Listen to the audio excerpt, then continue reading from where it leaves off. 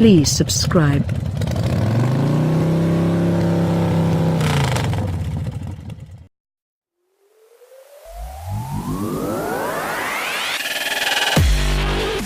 The compact luxury crossover descriptor is hardly vivid enough for Land Rover's Range Rover Velar. The SUV is on the large side of that class and looks it, measuring just shy of the midsize Range Rover Sport in every dimension. The Velar's outsized luxuriousness and sleek style further elevate its station above staider and smaller sales chasers such as Audi's Q5 and the BMW X3. Just don't call the Velar fat. Although it is heavy at 4,676 pounds, it's more big-boned. Literally. Underneath its sleeker, low-roof take-on Range Rover's signature rectilinear styling sits the same plus-size architecture that underpins Jaguar's F-Pace. However, Land Rover tunes most of the Jag's athleticism out of the chassis, although we're okay with that, particularly on a luxury-minded SUV. Still, the Velar's ride could be softened just a smidge further to match the handling's relaxed vibe. Engine trio. There are 3 engine choices, none of which stands out as a runway must-have. Base models use a 247 horsepower turbocharged inline-4 and carry the P250 moniker, denoting their 250-ish horsepower and P4 petrol, gasoline, appetite. We have yet to test a P250, but we've driven one and it doesn't move the Velar with much verve. A 180 horsepower turbo diesel 4-cylinder that flies under the D180 banner is optional, and it is even more sluggish than the P250. Finally, there is the 380 horsepower supercharged gasoline V6 tested here, which gets the designation P380. Although the 6 is used in other Jaguar Land Rover products, in the Velar it lacks the sweet exhaust note it exhibits in other JLR applications. And while much of the tire, wind, and suspension noises don't enter the cabin, the V6's unrefined sounds manage to penetrate its firewall. A full throttle run to highway speeds whips up a great din from the engine, and you will get the sense that even this range-topping V6 and its attendant 8-speed automatic transmission labor to move the hefty SUV. Indeed, the Velar, at 5.7 seconds to 60 miles per hour, is a significant 0.6 seconds slower than its mechanical twin, the Jaguar F-Pace. As this Range Rover also returned a disappointing 17 miles per gallon overall during our test. Wow factor. We suggest embracing the Velar's relaxed driving demeanor while spending time admiring the stunning interior. Modern and well-appointed, the cabin is assembled from high-quality materials combined and executed in novel ways. Take, for example, the door trim, which is available in typical materials such as wood or aluminum but is incorporated in the recessed part of the door panels alongside the elbow rests. Even with all that, the rest of the interior is outshined in wow factor by Land Rover's all-new dual-display infotainment system, InControl Touch Pro Duo. The system banishes nearly every major physical button in the cabin save for the headlight switch, the transmission's rotary knob gear selector, and the window switches.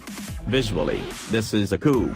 The 2 glossy 10-inch touchscreens, which are augmented by the Velar's standard digital gauge cluster, look incredible. The upper screen primarily handles audio, navigation, and settings functions, while the lower display swaps between climate controls and driving mode settings. It's all stunning to behold, but a dark shadow of confusion draws over the displays when it comes to their boggling configurability. For some reason, one can set the 2 displays and the gauge cluster to show current audio information or phone menu simultaneously. Alternatively, one can pull up a navigation map on the upper central screen and in one of 4 locations in the gauge cluster, left of a central tachometer, right of that tachometer, centralized between a tachometer and speedometer, or full width across the entire display. Those 4 spaces also can play host to audio, phone, and other menus. With time, owners will likely grow used to the menus or simply set, or have the dealer adjust them to their liking and never mess with them again. Ditto the multi-function rotary knobs embedded in the lower screen, which, depending on what menu the lower screen is set to, can conceivably alter each front seat climate zone's temperature, fan speed, seat heat or ventilation levels, and driver's side only. Choose from among the Velar's 6 driving modes. Jumping from one adjustment to the other requires more button presses than seems necessary. 1. To adjust the heated seat while the driving mode menu is active. Tap a shortcut tab at the top of the screen to jump back into the climate menu, then press the rotary dial to switch it to seat heat adjustment. You'll probably want to do this while the car is stopped. Worse than the screen's ergonomic flaws are their occasionally slow and inconsistent responses to touch inputs. This is a criticism we previously leveled at various JLR infotainment systems. Model handsome. Perhaps the Velar's greatest trick is that it doesn't sacrifice practicality on the altar of style. Although the interior isn't as cavernous as the Velar's exterior dimensions suggest, it is useful and roomy. Thanks in part to the ample rear overhang, there is a class-leading 34 cubic feet of cargo space behind the second row seats. And Land Rover even cleverly installs a switch in the cargo area for lowering the air suspension, on models so equipped, helping to mitigate the Velar's somewhat high lift-over height. Infotainment teething issues aside, the Velar is successful at its mission of feeling like a true luxury good. It's a comfortable, attractive thing that looks expensive. And it can really nail that last bit, especially the P380 version. Step up the trim level ladder to our test car's our dynamic HSE spec, and you're facing a $78,095 bill before adding any options. That's a long way from the base $50,895 Velar P250, not to mention the $65,195 Velar SP380, the cheapest way to get the V6.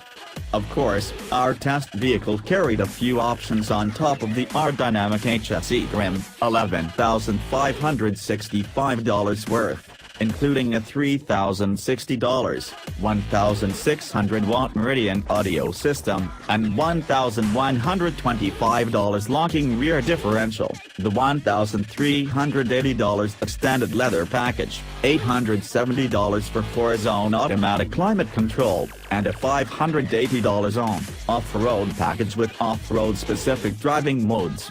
The rest of the cost was tied up in nicer formats, ambient interior lighting, an aerodynamic black exterior trim package, a heated windshield, and other assorted knickknacks. Nix some of those knacks, and you will get the same high style for slightly less.